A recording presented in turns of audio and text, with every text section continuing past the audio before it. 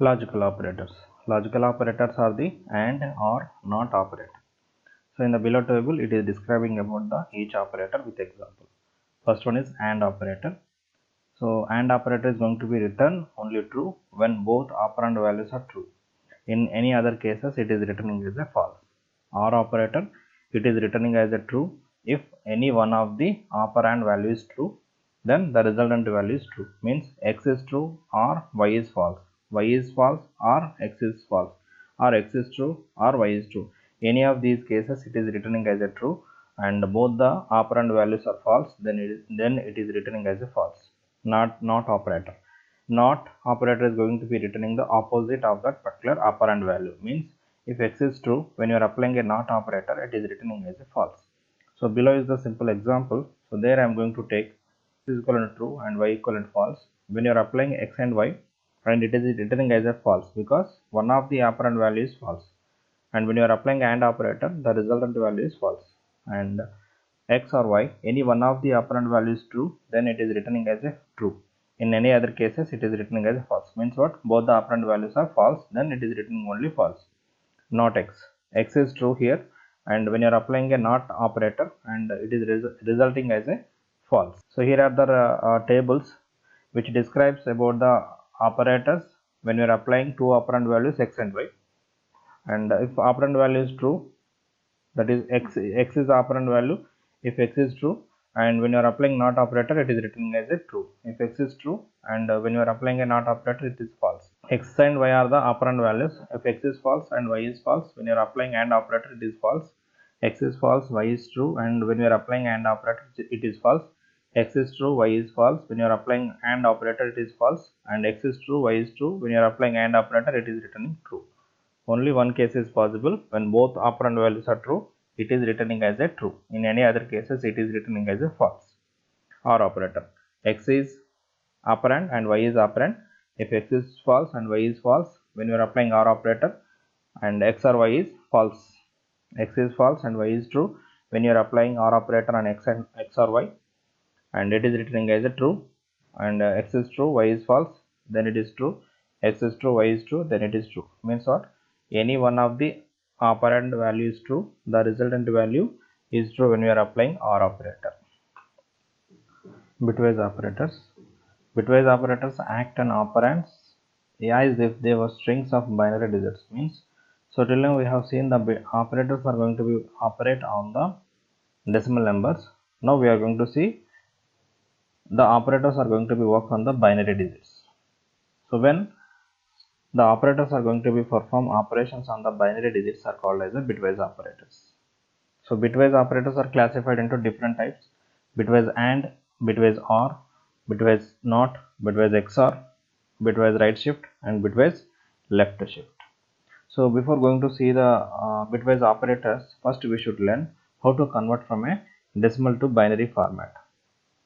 So decimal means here, decimal numbers means what here? So the numbers are starting from 0 to 9, means a number is a combination of from 0 to 9.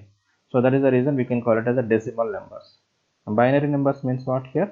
A numbers which contains only zeros and ones. So when it is containing only zeros and ones in entire number, and those number format, we can call it as a binary format. So according to the binary format, so what is the base of the binary format? 2 is the base, and the exponential is start from the 0 to n minus 1. That is 2 power 0, what is the weight? 1. 2 power 1, what is the weight? 2. 2 power 2, what is the weight? 4. 2 power 3, what is the weight? 8. So and so 2 power n minus 1 is the binary format representation. Right? How to convert from a decimal to binary? First, we need to divide the decimal number by the largest binary weight. For example, 128 is the largest here in the table. 128 is the largest weight. First, we should try to division the decimal number with the 128. If it is divisible, then place 1. If it is not divisible, then place 0. And then select the next largest, that is 64. And if it is divisible, then place 1. If it is not divisible, then place 0. Right? And we need to continue. Either the column contains either 0 or 1 in the binary expression. So we'll get the idea by saying a simple binary conversion from a decimal format. I'm going to take a 25 as a decimal number. First I'm writing the weights 128, 64, 32, 16, 8, 2 and 1. So I will try to division the 25 with the 128. It's not possible. So there I am placing 0, and trying to division 64 with 64 to the 25. It's not possible, and with 32 it is not possible. With 16 it is possible. When it is possible, I am going to place a 1 here, and I am calculate the remainder. What is the remainder here? 9 is the remainder, and I will try to division the remainder with the next highest weight, that is 8. So 8 can division the 9, so there I am placing 0. So what is the remainder? Remainder is the 1. I will try to division the 1 with 4. It's not possible, and 2, and it's also not possible. When it is not possible, I am placing 0, and 1 can be division with 1. I am placing 1, right? So what is the binary representation of the 25? 0 0 0 1 1 0 0 1 is the binary representation. So let us take one more example to convert 163 into a binary format. So first I am going to write the weights of the binary format: 256, 128, 64, 32, so and so till 1. So now I will try to division the 163 with the weights. First I am trying to division 163 with the highest weight, that is 256. 256 can't division the 163, so there I am placing 0. And I will try to division 163 with 128. It is possible, so there I am placing 1. So what is a remainder value after dividing with 128? And the value is 2 130. 35 is the value, and 35 can't division with 64. There I am placing 0. 32 can division the 35 value, so there I am placing 1. What is the remainder? 3 is the remainder. And 16 can't division the 3. There I am placing 0. 8 can't division the 3. There I am placing 0. 4 can't division the 3. There I am placing 0. 2 can division the 3. So there I am placing 1. What is the remainder? 1 is the remainder. So 1 can division the 1. So this is a binary representation.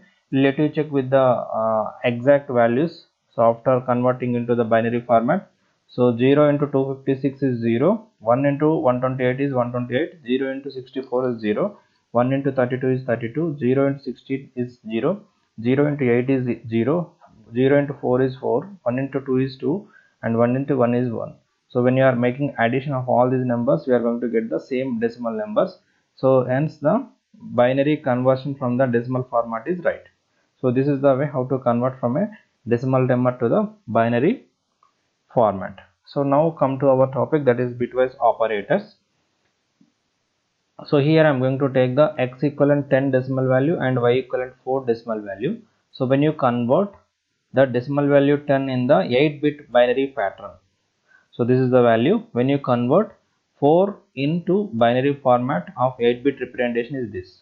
So once we convert into a binary representation from the respective decimal numbers, let us observe that. So what will happen when you are applying a bitwise operators? First we are going to see with the bitwise and bitwise AND means this is the symbol for the bitwise AND operator. So x bitwise AND y is equivalent 0. How it is going to be calculated? Let us check with that. So what is the value of x? X is equivalent 10. And what is the value of y? Y is equivalent 4. And x binary representation is 4 zeros 1 0 1 0 in 8-bit representation. Y is equivalent 0 0 0 0 1 0 0. So this is a binary representation. So I am going to be perform AND operation. So when you are performing AND operation, so here we need to remember one format. The 0 is going to be represent false and 1 is going to be represent true. So when we are having true or false, when you are applying logical AND, so the same value or resultant values we are going to get here means 0 and 0 means what? False and false. So what is the resultant value? 0 is the resultant value, that is false, and 1 and 0 true and false, the resultant value is false only. And next 1 and 0 and 1, that is this is 0 and 1, false and true, that is also 0, and true and false, that is also 0. and remaining all other values are 4 zeros, means false and false, false, false and false, false, false and false, false is false. Right, finally what we got the value after performing the bitwise and on the x and y values is the 0. So what I am written here, 0 is the value. So when we are performing bitwise OR, x or y is equivalent 4. Let us check that. When you are performing OR operation is the symbol. So 0 or 0 means false or false, false. Next, true or false is true. Next, false or true is true. Next, true or false is true. Next, false or false, false. False or false, false. Next, false or false, false. Next, false or false, false. So this is the representation. So what is the value? This is 2 power 0 into 0, that is 0 plus 2 plus 4 plus 8. 14 is the value. So what we represented here, x or y is equivalent 14. Next, so for this I am going to be written a simple formula. So minus of n plus 1. So on what operand value you are performing, that representing the n, means here I am going to be perform bitwise not on the x value. What is the x value? 10 is the x value, minus of 10 plus 1, that is minus 11. XOR operator, bitwise XOR. So bitwise XOR y is equivalent 14. Let us check that. So bitwise XOR symbol is cap symbol. So let us check that. So for XOR operator, when two operand values are true or when two operand values are true, then both the cases it is resulting as a false. Any other cases it is resulting as a true. Means here x or y is false, the resultant value is false. X is 1, that is true. Y is 1 0, that is false. When you are applying XOR, the resultant value is 1. When x is 0, that is false. Y is 1, that is true. And when you are applying XOR operator, that is 1. And when x is equivalent to 1 and y is equivalent to 0, the resultant value is 1. And remaining all cases it is 0. So what is the value? 14 is the resultant value. So one point you need to remember between OR and XOR. In OR, only in two cases, when two operand values are false, then only the resultant value is false. In XOR operator, if the two operand values are true or if the two operand values are false, then it is resulting as a false. In any other cases, it is true. Next is bitwise right shift and bitwise left shift. For this, I will take a simple another example. So x equivalent to 25. So when you go for converting this 25, so what is the resultant value? When you are converting into 8-bit pattern, 0001 and 1001 is the binary bit representation when you are considering only the 8-bit pattern. Otherwise, and depending on the bit size, and you need to make the conversions. For example, we are using the 64-bit. So we need to write 64-bit pattern. 64 bits means what? 1 2 3 4 5. 5 into 4 20, 24, 28, 32, 36. So 32 is enough, I think, right? If you are using 32-bit word processor, and we need to take each and every bit pattern conversion in a format of 32-bit. So now after converting the x value into the 32-bit pattern, first operator is bitwise right shift. What is a bitwise right shift? When we are performing bitwise right shift, the right shift can be represented like this.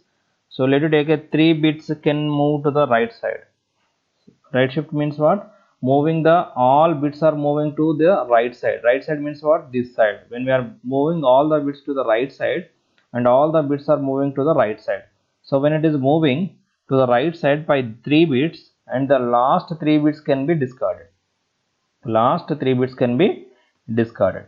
When it is discarding last 3 bits and 3 bits will be added to the left side. But we are going to see 1 bit by 1 bit. First we are going to be right shifting of 1 bit. So how it is going to be right shifted? So what is the bit pattern here? The bit pattern we need to copy and right shift by 1 bit. Means what here? All the bits are going to be moved to the right side and this bit is going to be discarded, that is deleted. And either 1 or 0 bit is discarded, only 0 bit is added to the right side.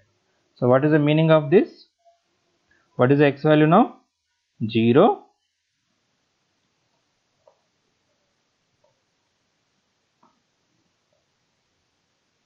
till this. So what is the value of this? 0 plus 0 plus 8 plus 0 plus 0 plus 4 plus 8, 12. 12 is the answer. And one more bit. So the resultant value bits are going to move to the right side by one more bit. So what is a resultant value? All the bits are going to be moved to the right side, this side, and the last bit is going, this bit is going to be discarded, and 0 bit is going to be added to the left side.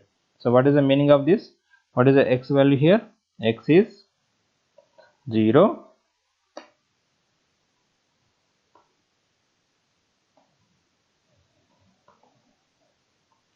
So what is the value of this? 6 is the value. And one more bit we need to move right side. So when we are moving to the right side, the bits are going to move to the right side and this bit is going to be discarded and 0 bit will be added to the left side. So what is the value? X equivalent 0 and remaining bits after discarding last bit. What is the value? That is 3. So what we can observe when we are moving the bits to the right side by using a bitwise right shift, every resultant value is making half. Every resultant value is making half. First we are taking 25 when you are moving right side to the 1 bit and the resultant value is 12, and again when you are moving 1 bit to the right side and the resultant values become 6. So simply when you are moving right side to the all bits by using a bitwise right shift and the resultant value is becoming half every time. Left shift, and left shift can be represented like this. So when we are using a left shift on the binary digits, how it is going to be performed? Let us take a x equivalent 25 here. So what is the value of 25? The above value we are going to copy here in a 32 bit pattern. X equivalent left shift by 3 bits.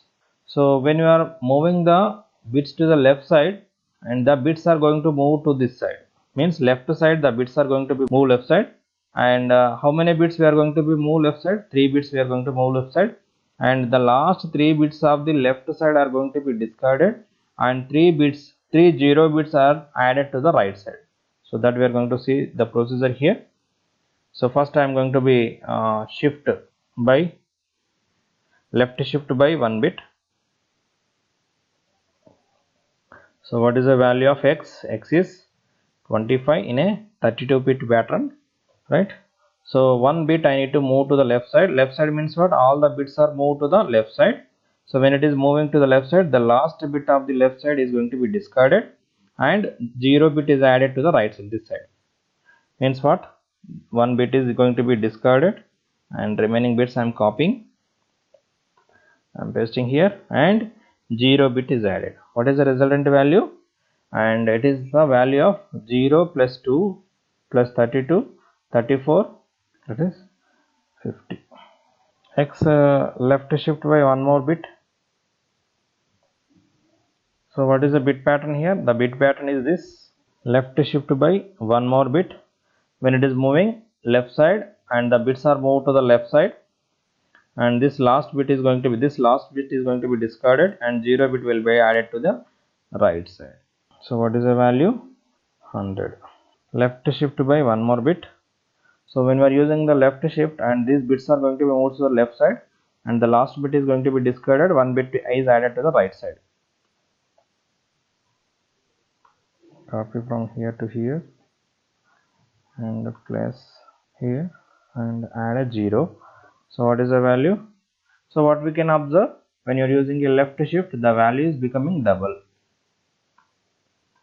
Value is becoming double. So these are the example for the left shift and right shift. And for the program, simply we can write like this. So if you want a program, I can write here. So first operator is, so I am going to take x equivalent 25 and y equivalent 10. So first print x bitwise and y. So what is the value we need to get here? Right, you can calculate again. Print x or y. So what is the resultant value? That is 27. Print not tilde symbol x.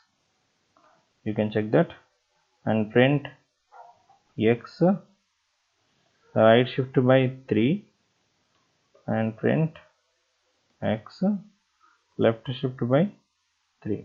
Let us check the resultant values. Right shift is 3 and left shift is 200. Python operators precedency. The combination of values, variables, operators and functions are called as a expression.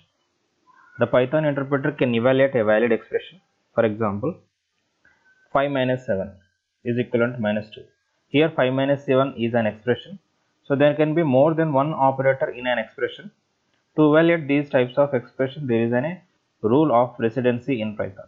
It guides the order in which these operations can be carried out.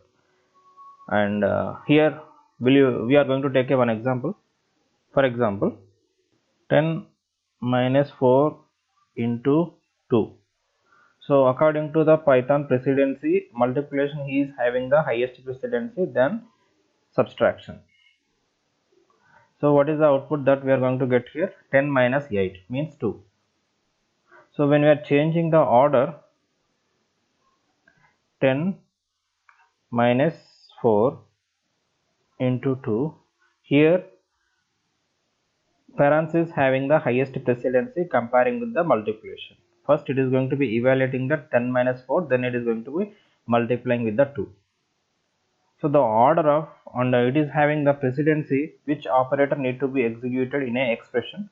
So that is going to be defined this in this table, and according to the operator and particular operator is going to be executed in a particular expression. First it is going to be executed exponential, then so and so, all these operators need to be followed while executing any expression. Here is a simple example. Print 10 plus 3 into 5. First it is going to be evaluating the multiplication, because multiplication is having the highest precedency than addition. So it is going to be calculate first this 3 into 5, that is 15, plus 10 is equivalent 25. Here x equivalent 10 and y equivalent 50. Print x power 2 greater than 100 and y less than 100. So power is having, exponential is having the highest precedency, that is 10 power to 100. 100 greater than 100, that is false, and 50 less than 100, that is true. True and false is false. So a equivalent 10 to b equivalent 10, c equivalent 15, d equivalent 5, e equivalent 0. First it is going to be evaluating the parenthesis expression a plus b. What is the a plus b? A is 20, b is 10, that is 30. Then multiplication and division is having the equal precedency. So it is going for the division operator, c by d. C value is 15 and d value is 5, that is 3. 3 into 30, that is 90. So in this way, any expression can be evaluated according to the precedency defined in the Python. Print function. The print function in Python is used to display the output of the variables. Here a simple example is here, a equivalent 10. So if you directly go for printing of print a, the value of a is going to be printed. So to print any type of expression or any type of value or any type of variable, so we are going to use the function called print. The print is going to be used to display the output of the variables. And if you want to print the multiples of outputs of variables, and there we are going to use a comma to separate each and every variable value. So here is a and b, I have the two different values, and here I am going to be printing first value, here I am going to print the second value. So if you want to print multiple values by using a single print statement, and we need to use the comma to separate each and every variable value to print from a single print statement value. Next, input function. And till now we have seen the constant values only, means a equivalent 10, that is a constant value. Once the value is fixed and it is not possible to change, and if you want to give the some other value, that is also not possible. If the user wants to give a user input value or different values when the program is executing, there we are going to use the input function. Means what? The input function prompts the user to provide some information. Always the input function takes the user's input as a string. For example, here a equivalent input of enter a string and b equivalent enter a second string. And when I go for the concatenation of two strings a plus b, so it is going to print in a format of a string. Means the input function can take only any input value in a format of string value. So when we go for taking of a two values by using only the input function, so directly we can go for the concatenating of two strings. So here we are going to get the concatenation of a two strings which we are taking by the user input. So let you take a simple example by writing a code. So I am going to take a equivalent input of enter first value, b equivalent input of enter second value, print a plus b. So when I go for executing this function, so it will ask to take a input. So it is going to take only the string values, then it is going to be concatenating of string values. For example, if you want to take integer value, so we'll write something here, enter a value, enter a string value. So let you go for the executing of this. So enter a value I am giving as a 12, so enter a value I am giving as a Tilak.